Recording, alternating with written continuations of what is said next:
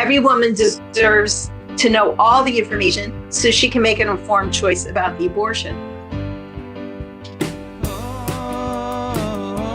Well, thanks you guys all for coming. This is awesome. We're super excited to have Anne on this month. And we are at 12 o'clock. So we will, if you have questions, you can drop them in the chat, and we'll make sure that Anne sees them and we can answer them along the way. And I'll kind of keep an eye on that for you. There we go. I can see you guys. Well, welcome everybody. All right. So, welcome everybody to Webinar Wednesday. This will also be shared on the Pro-Life Team podcast. So Ann O'Connor with NIFLA, she's the vice president at NIFLA, working side by side with Tom Glessner. They have been working to protect pregnancy clinics for, I would guess, 35 years, but I'm just guessing. And I know that they've gone to the Supreme Court with NIFLA versus Becerra, protecting freedom of speech, and won that fight. And we looked at NIFLA for what not to do, what to do to strengthen legal decisions that have legal consequences. And so, Anne, I'm glad you're here. That was my off-the-cuff intro. And so... thank you, Jacob. Yeah, thank you for being here.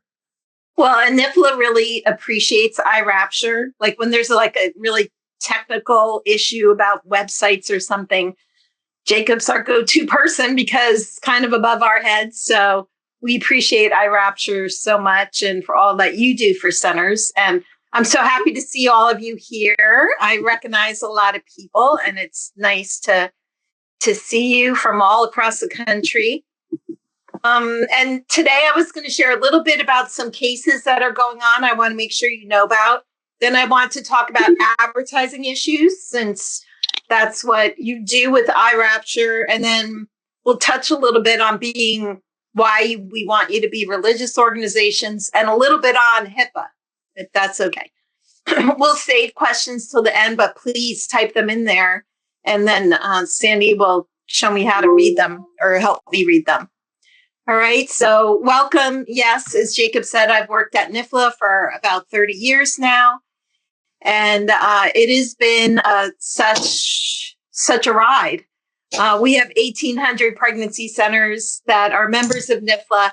And NIFLA was formed to help pregnancy centers withstand the attacks, because we were getting attacked back then, and we're still getting attacked like crazy now. And we provide best practices in the legal world and in the medical world as well. That's our focus. So a couple cases that we have coming up, there's like 20 cases going on across the country involving pregnancy centers. And we keep up to date on them. We write a monthly memo on them. We're plaintiff in about 6 or 7 of them right now. And some of the important ones are out of California and New York, where the Attorney General has gone after pregnancy centers. And I see some New York people here for advertising abortion pill reversal, saying that it's false and misleading advertisement. So the attorney generals have gone after them in state court. So NIFLA, represented by ADF, filed federal action saying, hey, you're violating our constitutional rights by prohibiting us from speaking about this. And we won in New York and we lost in California. The New York one was appealed, and that was the appeal was argued in June, and we're waiting for the decision on that. But right now there's an injunction in place saying the Attorney General can't go after pregnancy centers for advertising the APR. In California, we lost, and we appealed it, and we have arguments October 9th. If you could remember to pray 9:30 Pacific time in the morning for us and for our ADF attorneys. We really feel like we have a good case, but it's hard in California. And the Ninth Circuit is a little better. So we're hoping to get a good decision out of them. So those are two really big cases going on. But the other big one that NIFLA is not a party in is the first choice case out of New Jersey. And I am from New Jersey. This center is a wonderful center up in northern Jersey.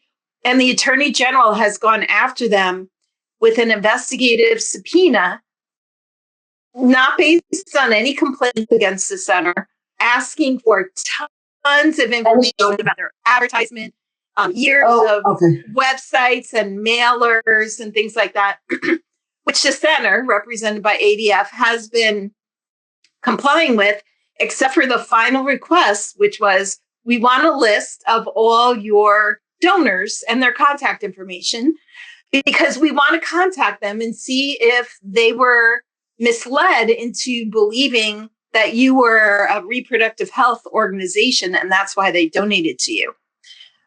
And so what they decided was that crosses the line. We have nothing to hide, right? None of you have anything to hide, but you have a lot to protect. So it's been bouncing back and forth between state and federal court here. Finally, the Supreme Court took it. So in December, pregnancy centers will be back before the Supreme Court. And we have a great record. Jacob mentioned the NIFLA versus Becerra case that we won back in 2018. That case has been cited more than 200 times since then to protect the First Amendment. And we see it as a basis for the first choice case as well. So we're hoping for victory again, but it's so cool to be back before the Supreme Court. And thank God for the courts where we can find justice, even if there's political action against us. So if you'd like to know more about our cases, you can reach out to us. We have one in Delaware, Illinois. Many of you are from these states. We have one in Minnesota, which we just lost, but we're appealing it.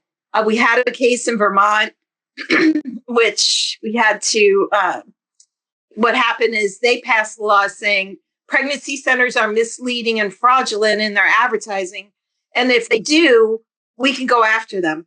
And there could be a private cause of action, meaning anybody, all the pro boards could come and sue the center. And we fought that. ADF represented us. We fought that on behalf of our 8 pregnancy centers up in Vermont, saying, what? You don't have any proof that we're misleading or fraudulent. You're actually, the Attorney General actually said, oh, no, it's not these 8 centers. They're all doing things well. It's if bad centers come to our state. And, but we had a case because they specifically targeted us because of our viewpoint, our pro-life religious viewpoint. So we had a great case, and we won a motion in the beginning. The state brought a motion to dismiss. We beat them there. And so the state got scared. And they went in and amended that law. So it didn't target pregnancy centers anymore. So kind of gutted our case. They still could go after pregnancy centers, and we're watching that. But that's the kind of thing we're dealing with. In Delaware passed a law very similar, and the state agreed not to enforce the law while the litigation is pending. So it's a lot of things going on like that, and thankful for groups like ADF, Thomas More, ACLJ. They're all involved in pregnancy center protection, and we're so thankful for them. But besides the cases that I wanted to make sure you knew about, we have some advertising things I would like to talk to you about. Uh-oh, there's an echo when I'm talking. Do you hear it, Jacob and Sandy? No, okay. I'll just keep talking and hopefully it will fix. So you can bet your pro-abortion enemies are scouring your websites, right? And when we do legal audits, we go in and look at your websites and really make sure from an objective point of view, there's nothing that someone could claim is misleading or fraudulent or deceptive in your advertising. And it's a balance, right? Because you're trying to attract your target audience, who is a woman not sure what she's going to do or looking for an abortion. You're trying to offer her last minute chances of hope and change of mind. And so, like any business, like any ministry, you're trying to reach a group of people that your mission is to serve. So we can do that without also crossing the line. And Google has tried to hurt us by making us put little disclaimers on. It's all started years ago when we didn't even have Google and we just had yellow pages. If anybody remembers that. There was one division called abortion. And so we were advertising in that with abortion clinics. But then there's a big uproar. So then they made abortion alternatives and abortion. So abortion alternatives came first. And so we caught, that kind of backfired on them, because if we place an ad, they would see us before they would see the abortion clinics. So it's been a fight for decades. They have the same battle cry against us, but we want to make sure your advertisement will not draw any kind of controversy. So the kind of things we want you to be aware of, and what we look for when we do a legal audit of your website, is what kind of wording are you using? First of all, do you have a disclaimer somewhere on there, and maybe in multiple places, that say you don't perform or refer for abortion? We really recommend that you have that. It's not a legal requirement that you have that, but it helps to fight the claim that we're misleading. If right on our website, even if it's at the bottom or in the About Us page, it says we don't perform or refer for abortion. And you can say it in a nice way. You can say what you do provide and what you don't provide. But then we can say the consumer should be aware, because it's right there on our website. We like to see a disclaimer that says all the information on your website, even the medical information, is just for general information purposes and doesn't replace the consumer seeing a physician, right? So that just, you'll see that on any kind, vitamin websites have that. So that's just good practice. We also like to see a website privacy and terms of use. So it tells the consumer if you gather information just by them visiting your website and what you do with it. So some states require it. And I know iRapture can help make sure that gets on your website. That is different than your patient privacy policy. Okay, we're going to talk about that in a minute. This is your website privacy policy. What kind of cookies you have, and what you do with that information, how it's stored, who you share it with, if you share it with anybody. That would be in the website privacy and terms of use policy. We also look at your language about what services you offer. Are you saying things like, it was popular for a while, pre-abortion consultation or pre-termination consultation, words like that made it sound like, oh, if a woman's thinking about an abortion, she can come to us and we'll consult with her about it before we do it. Just like, if you were having knee surgery, you would talk to the doctor and do a whole consent. You'd have a whole pre-surgery consultation before you had the surgery. So doctors see that as a continuum, that the pre-abortion consultation leads to the abortion. Of course, we had it there because every woman deserves to know all the information so she can make an informed choice about the abortion. So NIFLA wrote a legal tips on this. If you're going to advertise anything like that, pre-abortion consultation, pre-abortion assessment, make sure in the context of that piece of advertisement, it says what it includes and what it doesn't include. Pregnancy test, ultrasound to confirm an intrauterine pregnancy, a nurse consultation does not include an abortion or referral abortion. It has to say in the context, because if it's way down at the bottom of your webpage, someone could argue, ooh, that's a little misleading, right? Then the other thing I've been seeing on websites that's a concern is come to us so we rule out an ectopic. We really don't like to see that language because it is near impossible to rule out an ectopic, right? We're doing the ultrasound to see if the fetus is in the womb where it's supposed to be.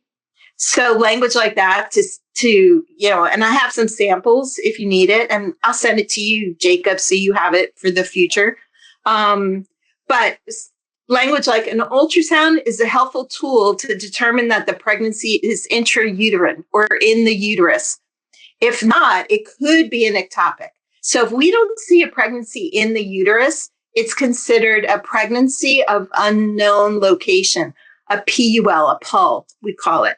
So if we can't see the pregnancy and she tested positive and she's a certain amount of weeks along, we don't see it where we expect to see it, then it's in an unknown location. It could be an ectopic. It could be she miscarried. It could be she's just earlier than she thought. But we haven't confirmed where the pregnancy is. And so we suspect an ectopic. We give her ectopic and miscarriage precautions. We refer her to a physician, tell her to go to the emergency room if she has any complications, any symptoms at all. But to rule out an ectopic, they're going to do multiple ultrasounds. They're going to do serial HCG testing, which maybe some centers will grow to do. But it is very risky because we're seeing women early on in their pregnancy, and ectopics are on the rise for some reason. We're seeing more and more ectopics. Audrey Stout, who is an RDMS with SoundView Imaging and has been doing it 25 years, she says in the last 2 years, she's seen more ectopics than all 20 years before. So ectopics are on the rise. And because we're seeing women early on, it is a risk. So do not advertise, we can rule out an ectopic. Something like 35% of patients have an ectopic and it's never seen. It's like really hard to see on a video, on the ultrasound machine. So you can say things like what your ultrasound is meant to do. There's some really good language I've seen on some centers. You can say an ectopic is a serious condition where the embryo implants outside the uterus. It can be life-saving. An ultrasound will determine if the embryo is in uterus where it's supposed to be. And if it's not, then you will be referred for appropriate care for an ectopic or miscarriage, right? To look for an ectopic or miscarriage. So there's ways to still talk about ectopics, but don't say rule out ectopic. Let's see, other things, APR. If you're advertising abortion pill reversal, and we recommend that you do, you want to also include that it's not 100% foolproof, right? It's like 64 to 68% successful to turn around. So I've seen some website that say, oh, we can reverse your abortion if you took the abortion pill. What we might not be able to. So put in some kind of statistics and even cite where you got the statistics from, just to clarify with the patient. And let's see, what else do we like to see? Oh, any medical facts that you put on your website, we like to see citations too. So if you say 20% of pregnancies end in miscarriage, you should cite to something. It's really nice to cite to like Mayo Clinic and those kind of places. Everyone accepts that. Okay, and then one big thing is if you have an appointment page on your website where she can make an appointment or at least put information in and you contact her. I see centers asking for way too much information on those appointment pages. First name, last name, date of birth, last menstrual period. Are you seeking an abortion? What's your email? What's your cell phone? Lots of what we call PHI, private information, all being collected on your website, somehow being transferred to you, hopefully in a secure manner. So unless someone can convince me it's absolutely necessary, we have all that information right up front, I would prefer first name, phone number. And you call her or text her. If you're going to be texting her, you should have a little language that says she gives you permission to text her, even though it might not be 100% secure. It's called safe harbor language, where you give her a warning about it, that it might not be 100% secure. Everything's confidential on your side, but you can't control her side, right? So I would gather the least amount of information that's necessary for you then to follow up and make the appointment. All right. Unless your website is, you are totally secure and the web designer says, absolutely, we can do this. It meets all the HIPAA requirements.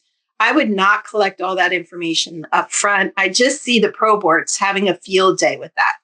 They just had a huge claim against a major medical provider because the medical provider's website was gathering that kind of information in the background and then sharing it with Facebook, right? So that these are where claims can start happening. So just take the minimal amount of information that you need. And then finally, I want to talk to you about HIPAA and the notice of privacy practices. This is how I know the pro boards are scouring your websites, because they have a whole chart of the names of the centers and if they have a privacy policy and what they do. And, they've done their research.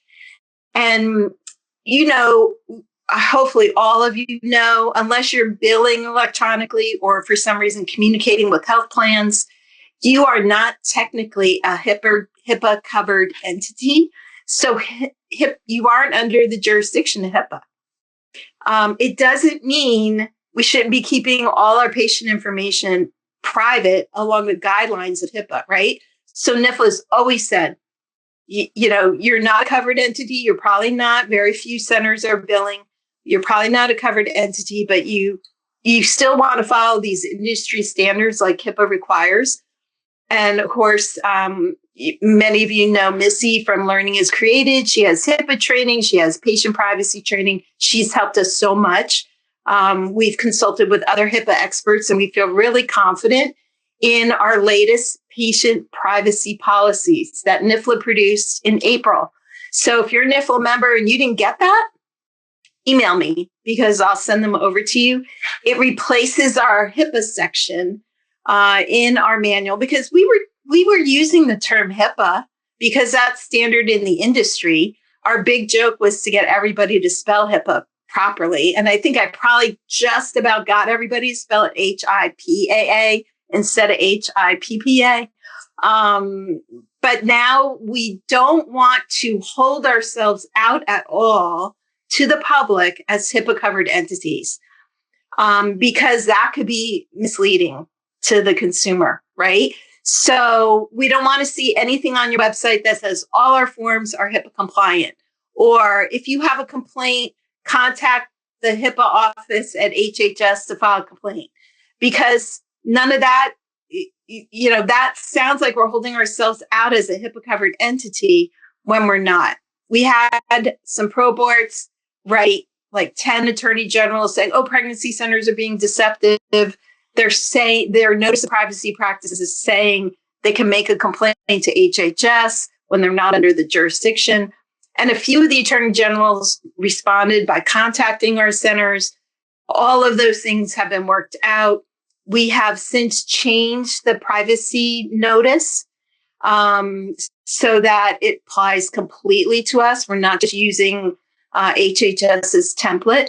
So please, if you check on your website, if you're using the old one, and contact us and I'll send you the new one. Okay. There's no requirement that you post it on the website. It's a service to your patients to tell them how you protect their information, how you use their information. But the number one rule to protect you is you don't release a patient's health records unless you have a signed authorization. That is your golden ticket. If she signs an authorization and says, share it with so-and-so, you have her permission. So anytime there's a request that comes in, even if it's a subpoena, if it's a police officer, if it's a mother, say, I'm sorry, for privacy purposes, we need a signed authorization by the patient. And if you can get one, then you have her permission and there's no problem. Now, there are exceptions in the law, but your first reaction should always be, hold off. I get calls at least once a week. I had one today from a center who's getting a request for records from an attorney, has a signed authorization, but now it's electronically signed, right? Because everything's on DocuSign or whatever. So we can't compare the signatures, but everything else matched. The name, the address, her date of birth. When in doubt, you could call the client and say, hey, did you want us to send this over? We got this packet of information. But always, if you don't have an authorization, always consult with an attorney and feel free to call us at NIFLA and we'll help you sort through. Because the last thing you want to do is wrongfully give someone's health record to someone when they didn't want it, right? So even though we're not HIPAA covered entities, there's state laws that might apply to you. And also there's contractual, like you've said, everything is going to be confidential. We are a safe and confidential place. Your medical director, your medical people working there, they have an ethical duty to keep things private with their patients. So there's plenty of other areas that would require us to be, to protect our patient privacy, in addition to HIPAA. All right. Client stories. If you're going to be posting client stories in your letters or on your website, make sure you have a signed authorization from them to do that. I get calls from centers all the time like, oh, well, if we just leave out a lot of the details, can't we do that? I always say, if she could read it and think it's her, don't publish it without her signature, right? Some centers put together a compilation of the typical client, and there's absolutely no identifying information, not even like towns or the month that she was pregnant when she came to us. Maybe, but it's always better to have an authorization. If you're going to use her ultrasound image, that's her medical record. You need an authorization for you to use that. Okay. So be careful about that. And then finally, a little bit about advertising is negative reviews. The pro boards sometimes have a field day writing negative reviews on Google, on Facebook, on Yelp. And so some of those platforms, you can disable reviews, which, maybe you want to, especially if you're under attack. But in places that aren't, where you aren't able to disable it, you want to always answer both positive and negative reviews. The positive ones, you just say, thank you so much for the positive review. The negative one, you're not going to answer this way. You're not going to say, you weren't even a client here. Oh, you came to us, but you blah, blah, blah, blah, and complained about them. No, patient privacy, right? You cover it. You're writing not for the person who complained, but for the new reader who's reading Yelp and wondering if she should come to you, right? That's how we look. When I look at a restaurant or anywhere, if there's a negative one, I'll look and see how it was responded to. And I'll also compare it to all the positive ones and think, oh, that person's just a wacko, So same thing, you want to write a response saying something like, oh, are you sure you came to our center? Because that does not sound like how we operate at all. This is what we do. And we're a safe place. And 99% of our clients file with us a customer satisfaction survey with high results, better than Chick-fil-A even. Nah, you don't want to go that far, but you know what I'm saying? You're doing it for the future reader, not for this bum who wrote a fake review of you. So be prepared for that. We do have a legal tips that provides some sample language that you could use as well. And finally, I want to talk about being religious. I think most pregnancy centers have gotten this message now that the best way to protect our ministries, with constitutional protections, with employment rights, is to make sure our ministries are religious organizations. And I know many of you formed your centers years and years ago. And the advice back then was don't be religious, right? Because we wanted to be able to get grants and we didn't want it to hinder us, even though we were motivated by our faith to go into this mission, right? But now with all the cases going up against Christian ministries and employment areas, and, the poor cake bakers another cake baker is going up to the Supreme Court this year because it's a matter of her expression, and she wants to be able to make cakes that will honor her faith. We have cases where employees at Christian ministries, or their applicants actually, and they can't sign a statement of faith and code of Christian conduct. So then they sue the ministries saying they're being discriminated against. That's happening a lot. It hasn't happened against a pregnancy center yet. So your defense is that you're a religious organization. And not just that you think you're a religious organization, that's documented in your articles, in your bylaws, that you have a statement of faith, a code of Christian conduct that everybody from your board down has to sign and renew every year. Because what happened, there was a big case in 2011 against World Vision. World Vision required their employees to sign a statement of faith every year. And, they're an international employer, probably thousands of employees. And one year, after 10 years of working there, these 3 people would not re-sign the statement of faith. They said they no longer believed in the Trinity. And so right on the spot, World Vision said, well, it's a condition of continued employment. So if you're not going to sign it, we're going to have to terminate you. They got terminated and they sued World Vision, saying that's discriminating against us based on religion. And it went all the way up to the Ninth Circuit, where we're going to be in October in our APR case. And the court ruled in favor of World Vision. It looked at its articles, its bylaws, its job descriptions, its mission statement, its statement of faith, code of Christian conduct, its employment practices.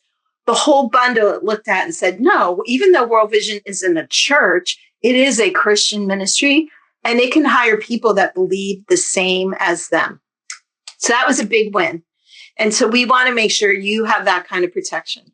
So if you're unsure if you're religious, or you just assume you are because that's what motivates you, do a legal audit, because we'll look at your articles, your bylaws.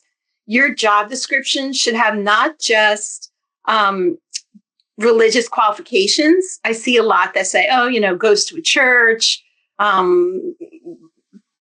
believes in the Trinity, and those kind of things. But you have to have religious duties as well, meaning their job is part of furthering the religious mission of the organization. They are able to pray with clients as appropriate. They're able to share the gospel as appropriate.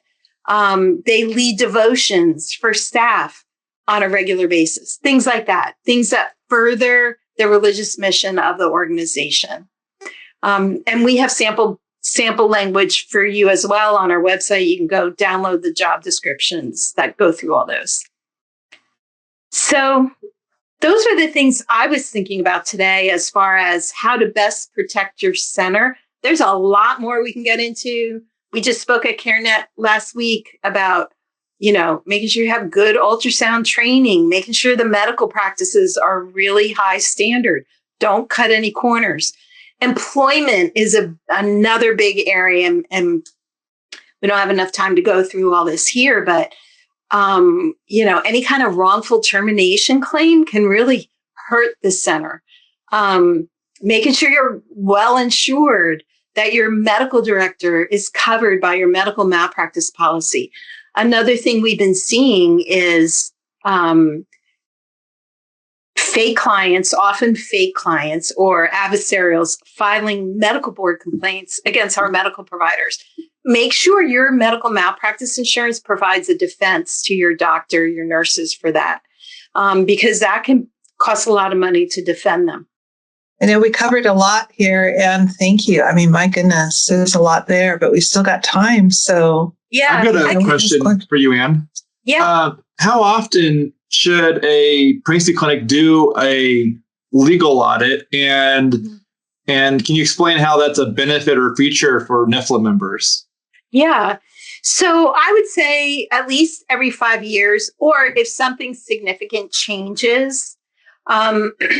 And if the legal audit was done before you were the executive director, it's a good idea for you to do it, because it's going to be so educational to you about how your center was formed and operates. And we always catch little things. Like I did a legal audit today for a center who I helped them convert to medical like 10 years ago. And I did a board training with them, the legal audit and everything. And they are doing so excellent, but I still found 4 pages worth to say, okay, we can improve here. So I would say every 5 years, or if there is a significant change. And with NIFLA, it's a membership benefit. It's like a 20-page questionnaire. I know it's very intimidating, and calling it an audit is kind of scary, but it's really just, a legal review. And it's free to our members. I believe CareNet and Heartbeat do one as well. So make sure you take advantage of those things to make sure you're doing things well. Oh, so we have a question that says, you mentioned that the rules for website privacy policy differ by state, but do you have any recommendations on where it's located and how it can be, how they can find those answers per state? Yeah. So we started doing legal research in all the states, and we have about 10 states, state-specific legal research that you can find on our website under the legal tips page. And one of the questions there is, does the state have a consumer privacy law that we have to comply with? Otherwise, I'm tasking the coalition leaders. This is an area it would really be great if the coalition got the information from. We're trying to do that in California. Of course, California has consumer protection policies, and we want to make sure laws, and we want to make sure to be complying with them. But it's not easy to figure out, which is frustrating. I would ask your provider; they might have it.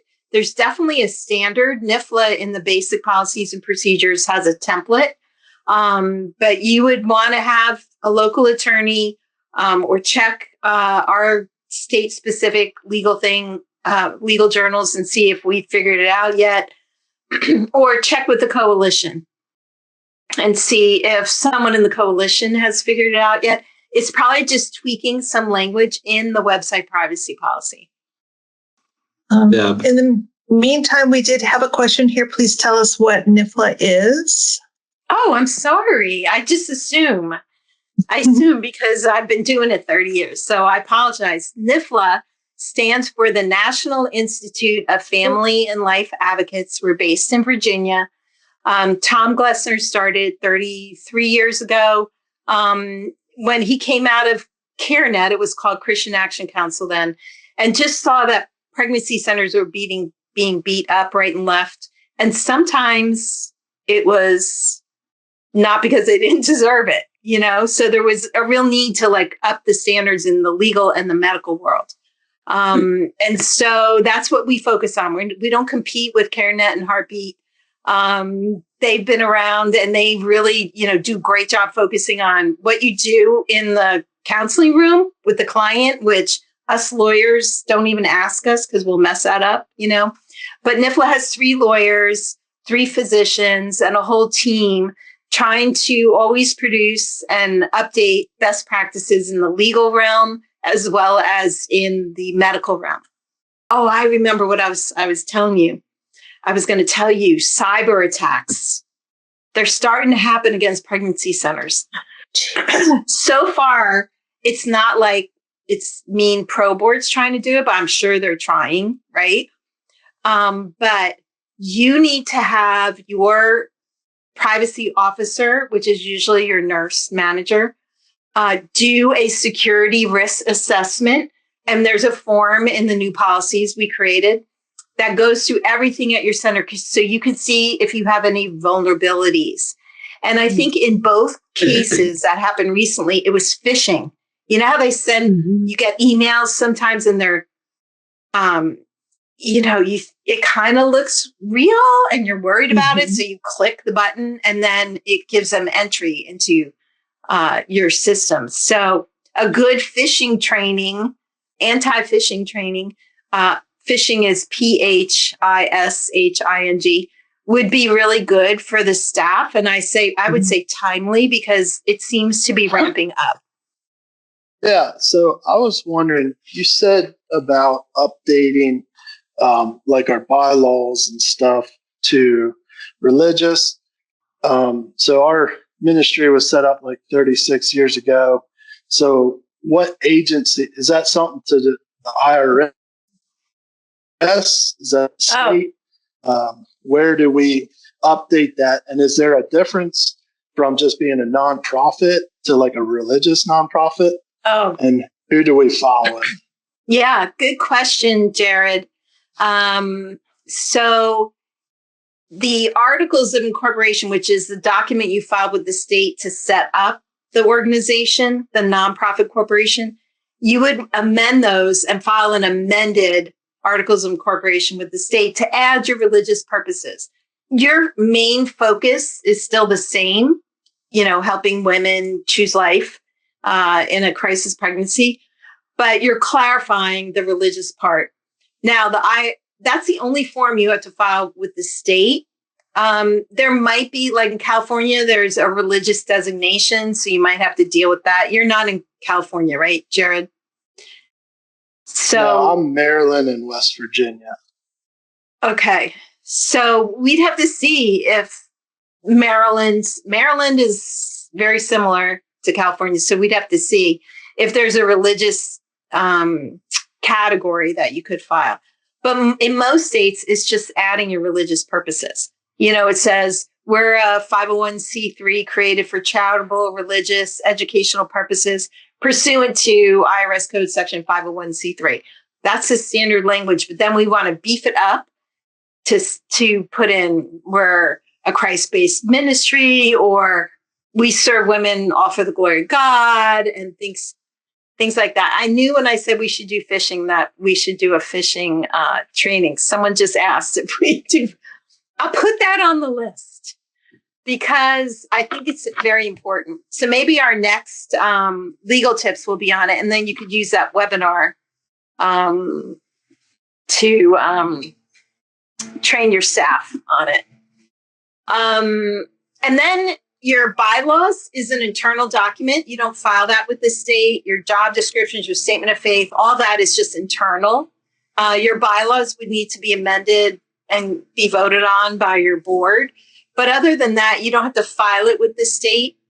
What will happen is when you do your tax return for the next year, on the IRS 990, it asks, did you update any foundational documents for the organization? So you would check yes. And they don't even ask for a copy. They might come back and ask for a copy, but you don't have to provide a copy.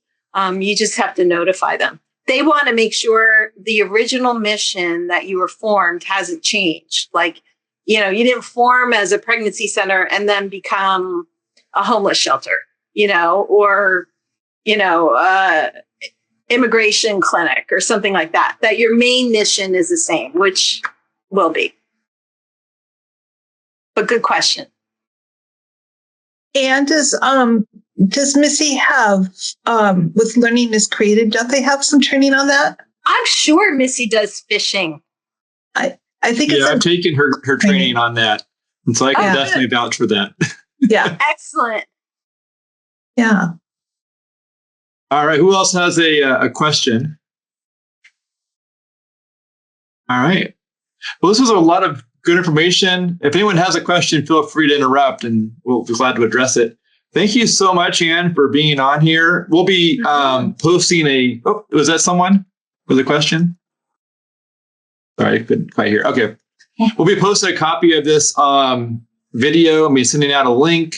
We'll put up a copy of this on the Pro-Life Team podcast, and we'll address if we should remove any pieces to make it ideal for that kind of sharing. Yep. And yeah, thank you so much. This was really helpful. Thank you, Ann. Thank you for fighting for life and fighting on behalf of pregnancy clinics and just all of these amazing groups of heroes. And you're like the legal cog in our engine of, in this pro-life space and sphere. Yeah. Well, I want to thank the pregnancy centers because they're on the front lines and they're doing the hard work. And I just praise you and pray for you, protection over you, especially in those states that are difficult. And just keep on keeping on because you're winning every day. God bless you. Anne, would you close us out in prayer? I'd love to. Dear Lord, we just thank you so much for the opportunities you give us to serve you. Whether it's, from the legal training, best practices, position to the website and marketing position, so necessary, but especially for the pregnancy centers who are doing the really hard work and seeing these women day in, day out who are contemplating abortion. And we do everything we can, loving on them, showing them all the resources, and actually opening a window to the womb, and they see their baby. And sometimes they still choose abortion, Lord. And sometimes we're the only one that ever witnessed that child that you created in their womb. So it is a hard job. I pray that you protect the centers, not only from the enemies that we're constantly fighting, but from discouragement within, because it can be really hard. I just pray you uplift them daily, knowing that they are warriors on your team and that you're using them mightily, and that their reward is in heaven. Their crowns are going to be heavy with jewels, and they're going to see those babies in heaven too. So we lift them up. We thank you for the opportunity you always give us to serve. We thank you for the freedoms we still have in this country and for those that fight to protect them. In Jesus' name, amen. Amen. All right. Thank you, everybody. All right. Thank you, Anne. He makes me lie down in green. He leads me by quiet blue.